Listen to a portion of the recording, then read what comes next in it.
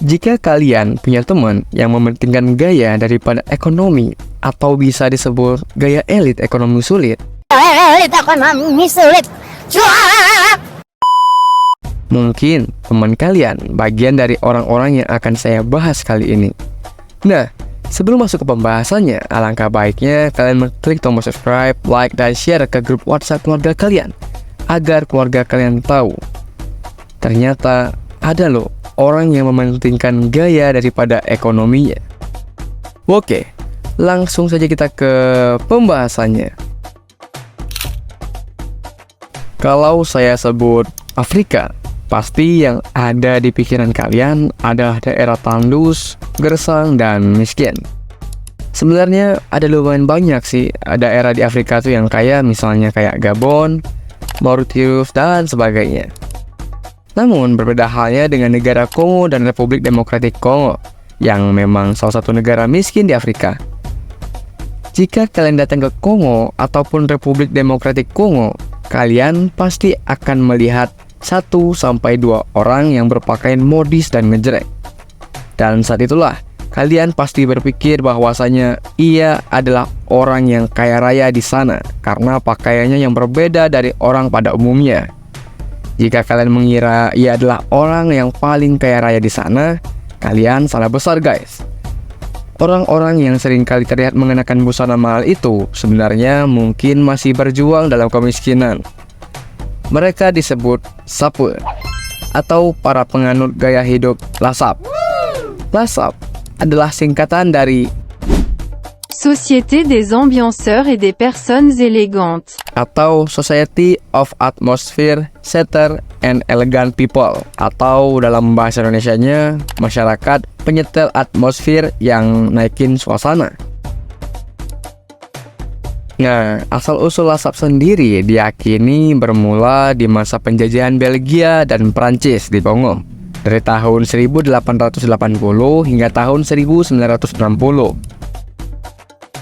Oh iya, sekedar informasi, Kongo dan Republik Demokratik Kongo memiliki tanggal merdeka yang sama, yaitu 30 Juni 1960. Oke, lanjut. Di mana di masa penjajahan dulu, para pekerja Kongo suka diberi hadiah oleh para penjajah berupa pakaian bekas mereka, yaitu pakaian dengan desain Eropa.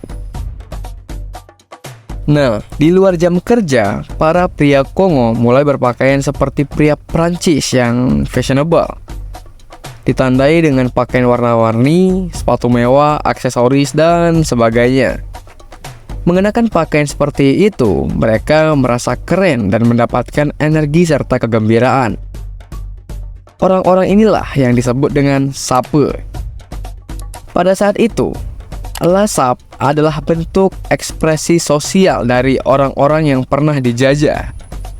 Sape menggunakan gerakan ini sebagai pelarian dari kesengsaraan mereka yang kemudian menjadi inspirasi bagi komunitas lain.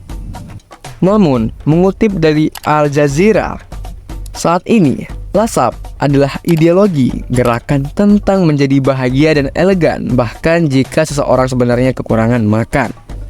Wow, mereka bisa tampil bahagia dan elegan walaupun mereka kurangan makan. No! Namun, lasap lebih dari sebuah subkultur. Ini adalah bagian penting dari budaya Kongo. Bahkan, para politisi dan musisi menghormati gerakan ini. Di balik kilauan fashion yang memikat, ada juga dampak negatifnya. Budaya lasap ini mendorong banyak orang untuk lebih fokus pada penampilan daripada pendidikan atau pengembangan diri lainnya. Hal inilah yang menyebabkan tradisi dan budaya Kongo mulai tersingkirkan. Jadi, apakah budaya lasap ini adalah sesuatu yang positif atau negatif? Pertanyaan ini masih menjadi perdebatan. Namun, yang pasti, kita harus menghormati dan memahami kedalaman budaya suatu negara tanpa melupakan akar budaya yang sebenarnya.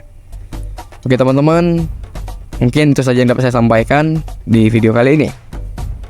Jika ada yang salah ataupun ralat, tolong kalian betulkan di kolom komentar agar kita sama-sama tahu dan sama-sama belajar. Oke, sekian pembahasan singkat kali ini. Sekian, terima kasih.